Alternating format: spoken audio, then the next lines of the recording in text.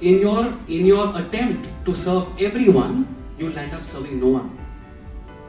Do you want to be a specialist or do you want to be a generalist? And that was an eye-opener. First good decision. So he takes me through a process. Now he tells me that, he says if you look at a macro level, a high level, there are only 6 problems that people have in their life. One is a business problem, a career problem, a health problem, money problem, a relationship problem, and a creativity problem. He says, where do you think you fit? I said, it sounds like career problem. I said, okay, good. So now we narrow down further. Now we go micro. This was the macro niche, okay? So he says, if you identify career segment, the career niche, okay, there are 2 segments there. There are the working professionals and there are students. Who do you want to serve? Because their requirements are different, they're not the same. Somebody who's already a working professional has gained certain experience in the field, okay?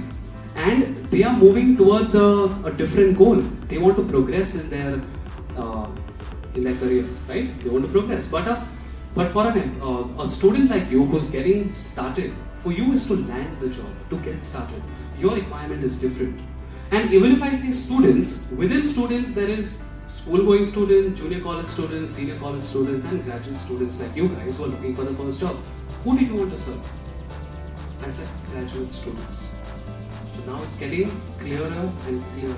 We're narrowing down, okay? Now, so we are within the job readiness skill, okay? In that, see, for being job ready, there are multiple skills that you need. You need your technical skills and domain knowledge and a lot of things you need.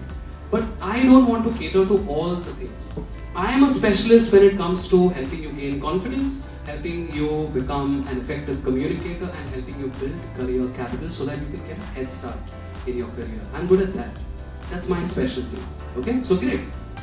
So now that we've identified the micro niche, okay, and the micro market, which is students,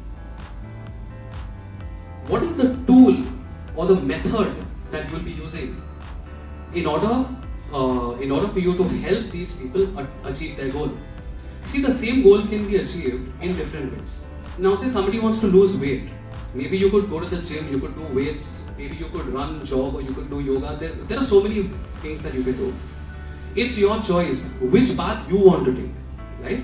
So the one tool that I choose, the one method that I choose is public speaking. Through public speaking, see, you're going to attain these 3 goals. So confidence. Public speaking is a royal road to confidence. Everybody knows that. There is just no second thoughts, no denying it. Alright? And I'm telling you, the satisfaction that you draw when you're able to stand on your 2 feet and you're able to create an impact, you're able to influence the lives of others. The satisfaction that you draw out of it is just unspeakable. I can't even put it into words. And the impact that it has on my self-esteem, you can't even begin to imagine. There is nothing else on this planet, I'm telling you, that's going to make you feel really good.